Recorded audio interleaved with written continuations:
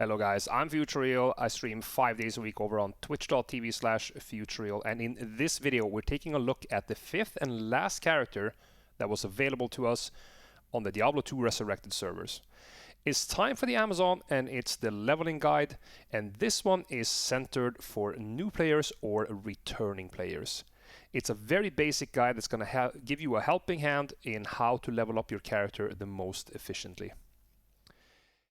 It's very important that you have some knowledge before you start doing this, so you actually know in what direction we are going. As one of the very few builds in the game, you can actually stat this character for your end game build. It is going to slow you down a tiny bit in the beginning, but in my opinion it is worth doing this to save one of your respecs later on. As any other character, you're going to have to farm your stealth armor. It's a rune word that gives you run speed, and you can buy the base for this from Charcy in Act 1, and you can farm the rune word at Countess. We have talked about this numerous times, and it's pretty much the staple for any character. Outside of that, the only important thing is you need 34 strength, you need 41 base dexterity, and this is for the prospects of either imbuing or maybe crafting a maiden javelin. The lack of dex up to 47, which is required for the maiden javelin, is being made up for by the 6 dexterity on the stealth armor. When you reach Act 2, you can shop a 3 open socket large shield from Farah in Act 2, and then later make Ancient's Pledge in Act 5. This video is pretty straightforward. There's not really much to it. Just follow the guide and it should be very, very nice to you. One thing I want to mention at the end of this introduction is that this is the fifth out of 7 characters, so there's not going to be a guide for Assassin and for Necromancer from Diablo 2 Resurrected. Those classes were not available, and I unfortunately have to make those guides in an LOD format. These guides will come out shortly, and if you enjoy these videos, please hit all the buttons, and until the next guide video from the Diablo 2 Resurrected series, take care, and I will see you then. Alright, so it's time to level the Javazon. Now, the Javazon is a little bit different than most other characters, because there is a world where you actually can level the Javazon to the correct endgame build without respecking. It will require you to struggle a little bit, but in my opinion, as a new player or as a returning player that maybe hasn't played the game in 10, 15 years, it is worth to save that respec for a few minutes of struggle in the early game. So that's what we're going to do. We are going to level this as the end game Lightning's Fury, Lightning Strike, Charge Strike build. And this is how you will do it.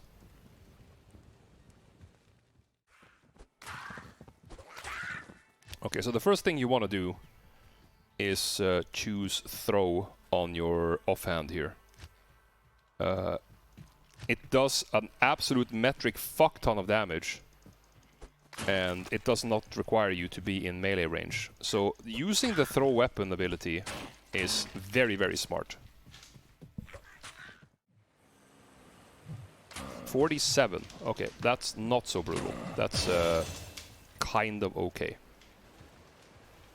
Alright, level 1. As I said before, we don't really need to go very much into these passive and magic and bow and crossbows, but we need 1 point. Always need 1 point. So we're going to go for the first one here. We're going to go jab into power strike, and then eventually into charged strike. And then, we're obviously going to take 1 point in critical strike over here. We're going to take 1 point in dodge eventually, but we're going to start out with the jab. So on the strength and dex side, it's debatable how early you need to start putting in strength and dex. Eventually you want to have 34 strength for a Ancient's Pledge 3-socketed large shield, and you want to have 47 dexterity for the prospects of maybe imbuing or crafting a maiden javelin. To get around this, and as a nice compromise, I will just put 1 point in each and then dump the rest in vitality. And to spend a couple of extra minutes to level in a different way, just so you can save that respec, is, in my opinion, absolutely worth it.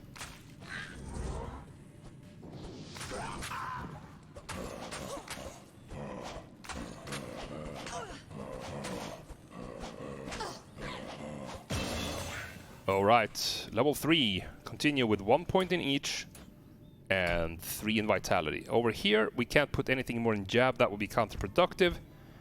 So we put 1 point in critical strike.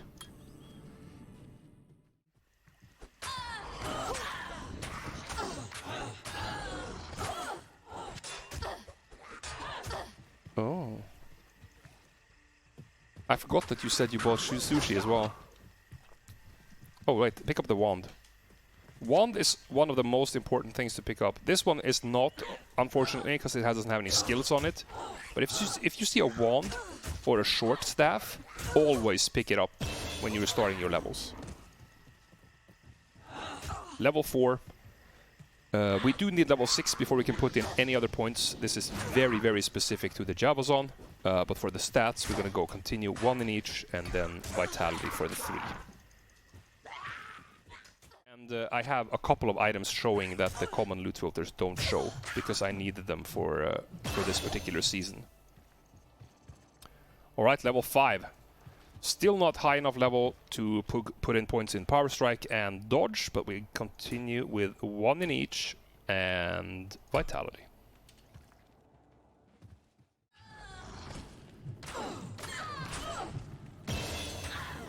There we go. Alright, level 6 guys, which means we can put 1 point in Dodge, and we can put our first point in Power Strike. And, you know, just because we have to keep moving on, we will also put 1 point in Poison Javelin, because that's the prerequisite for Lightning Bolt eventually. So every level now, we're going to put in Power Strike, and then when we reach level 12, we will put the one remaining point we have here in Lightning Bolt, and then we will unlock Charge Strike at level 18. The Radamant point will go there. And we do the same thing with our stats, 1 in each and 3 in Vitality. The 3. Alright, we are level 7, same thing, 1 in each and 3 Vitality. And 1 in Power Strike. We're just gonna blast here because we have an experience shrine.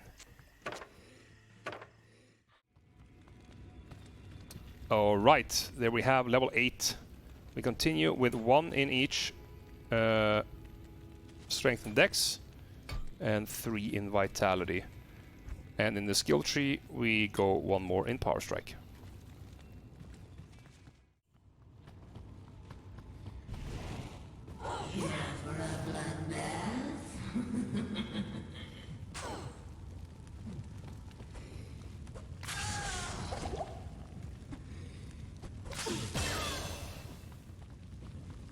Alright, level 9. Continue. 1 in each, and Vitality for 3. And also Power Strike.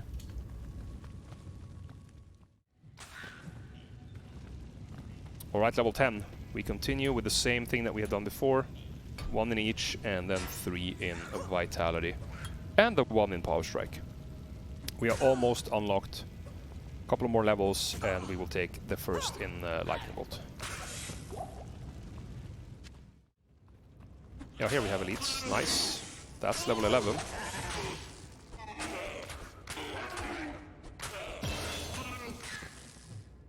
Alright, level 11. We continue. 1 each, and you see we're getting closer to the magic 34. And then the remaining 3 in Vitality, and the 1 in Power Strike. It's a lot of repetition here, but it's the correct way of doing it. Oh, more elites. Wow. Triple elite pack with Shrine. Not bad. allowed us to reach what was it? Level 11? Level 12. 1 in each and 3 in vitality. And that means that we are going to put our first point in Lightning Bolt. This is just as a prerequisite so we can pick Charge Strike on 18. So 1 in Lightning Bolt, 1 in Power Strike.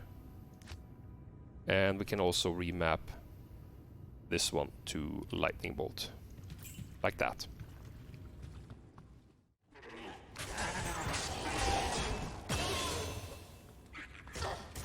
Really good experience though. That was level 13. So we continue with Power Strike until we can take Charge Strike. And 1 in each. And 3 in Vitality.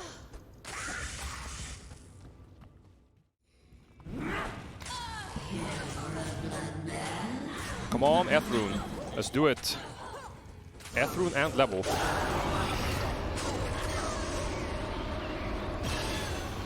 Come on. No rune. Come on, game. Well, that's level 14.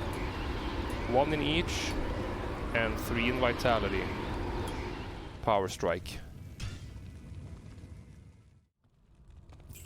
Oh, that's the wrong way. But there's an elite pack here. Let's kill that.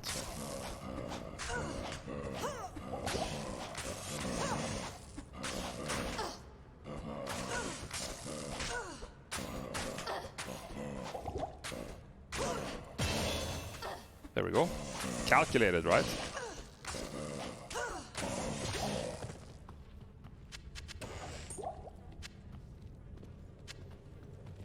Alright, level 15.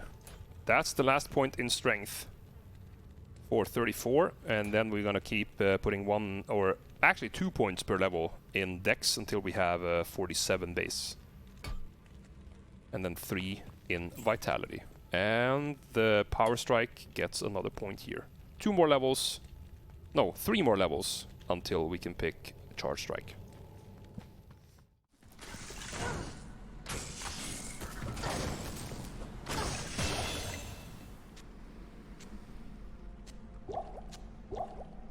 We can grab 2 with that. Level 16. We have enough strength, so we're gonna go double in dex and then 3 in vitality until we have 47 base. And yet again, 1 more in Power Strike.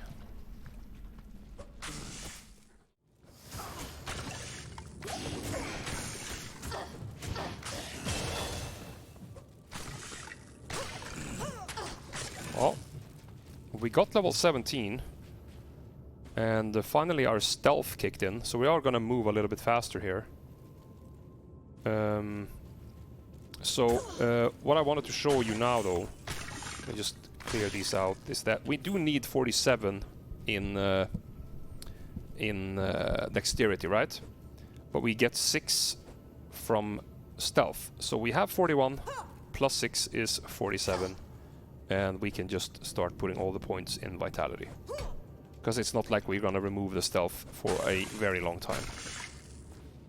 And the skill is the last point in Power Strike before we go Charge Strike. If the game is so bad that it doesn't play when it's released officially from the company, well, they have to fix the freaking game, don't they? Pirating the game doesn't really fix anything.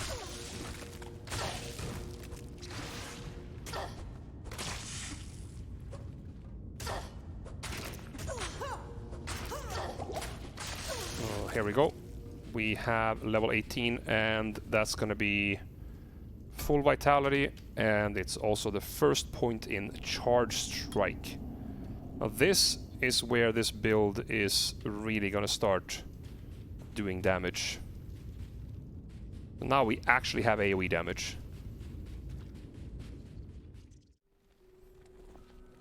Alright, so we just got level 19. We have the strength, we have the dex, full vitality, and second point in Charge Strike.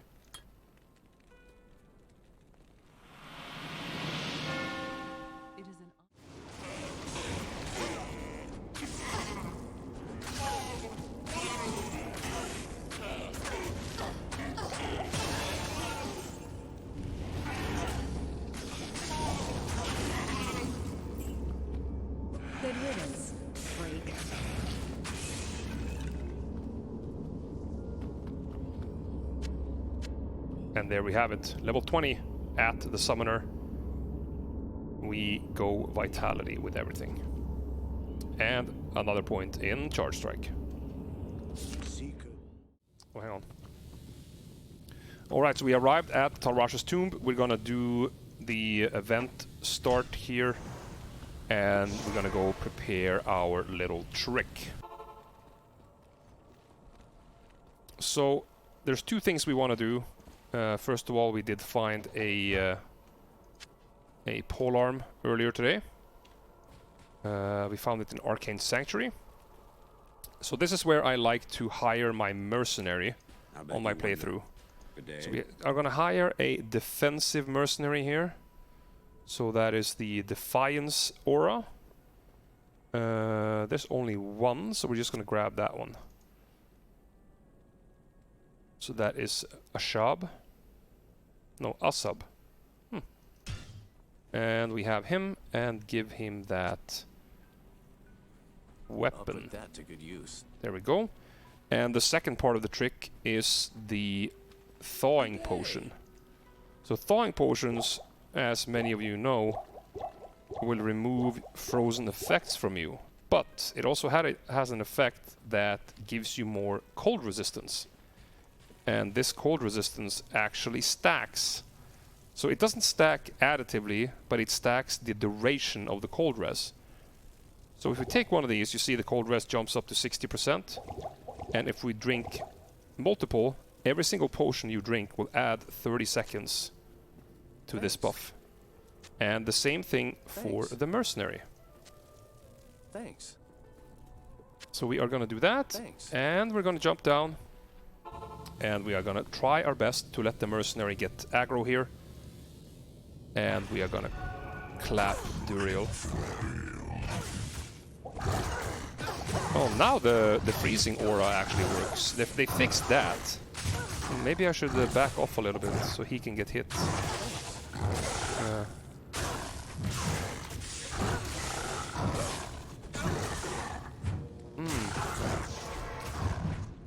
Oh, did he die? No, he survived. I should probably have picked up more healing potions. I was not aware that that aura was actually fixed. Good day. So let's sort that out real quick. Hello.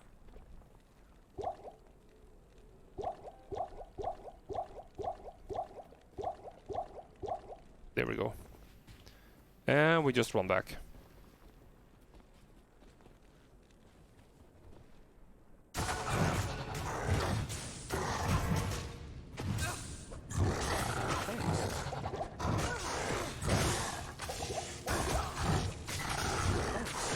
So we just have to make sure that we do heal our mercenary quite a lot. And then we are able to take him down. Nothing extraordinary from the loot here this time.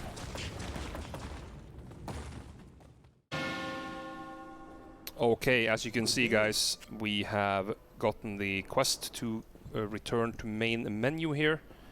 We have beaten Duriel, as you have seen. We are level 20, and important for the continuation here is that we already play the kind of build that we are going to use at a high level. What you would do here is basically continue to put points in Charge Strike, and then whenever Lightning's Fury becomes available, you start putting points in Lightning's Fury.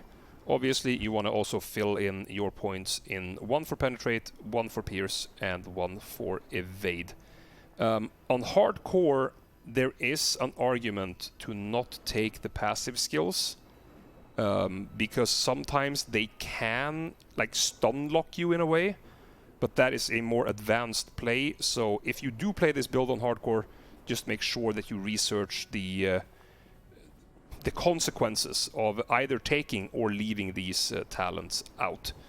So the progression here would be continue with Charge Strike until you are level 30, Lightning's Fury with everything until you have it maxed. You know, extra points from quests obviously go in Charge Strike, and then you just start filling out the synergies. It's a very, very easy build to skill. It kind of just explains itself how you are supposed to skill it. And as you see, we are level 20. In a online situation, you would probably be around level 22. I like to be level 22 before I go to Act 3. You don't have to be. You can go at level 18. It doesn't really matter very much, although you do have to make sure that you are level 25 by the time you kill Diablo.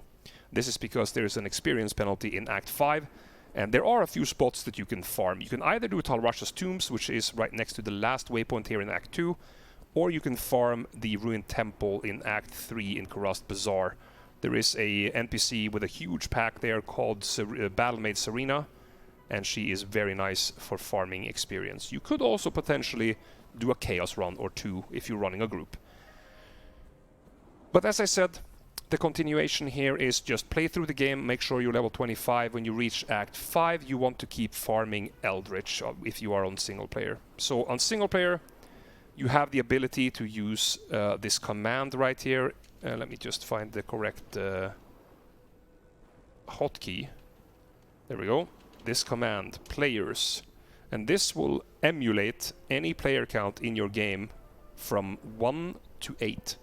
And for every player count you add, there's 50% more health on the monster and 50% more experience gained. So when you get there, maybe you kill Eldritch for 2 levels on players 3.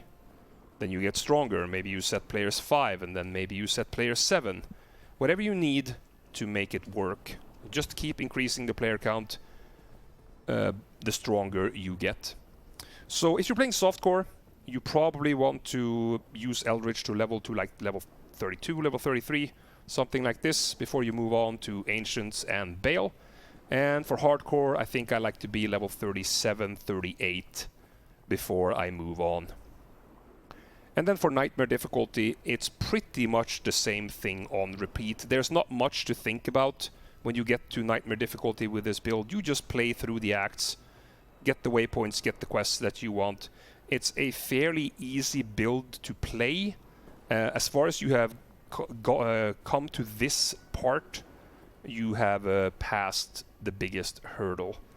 And then when you reach Act 5 again, of course, it's the same thing. Again, it repeats itself. If you're playing single player, you go to Eldritch and farm there. If you farm on the ladder, you go to Bale runs. It's just the way it is. This is the fastest way of doing it. You can, of course, do Bale runs on single player as well if you want to, but they are just worse. I would say for softcore, maybe level 65 before you move on, maybe level 62 as well, if you are fairly familiar with the game. And on hardcore, I think level 70 is probably where I would stop before I went to Ancients and Bale. It's a very, very fun build. It's a very, very high damage build, and it's not a build that it's particularly difficult to play if you're a new player. So if you need more tips and tricks on how to play the Javazon, come by my chat on Discord or on my Twitch channel, and we will be sure to help you. Thank you guys for watching this Javazon leveling guide video in Diablo 2 Resurrected, and I hope you enjoyed the video, and if you did, I will see you on the next one.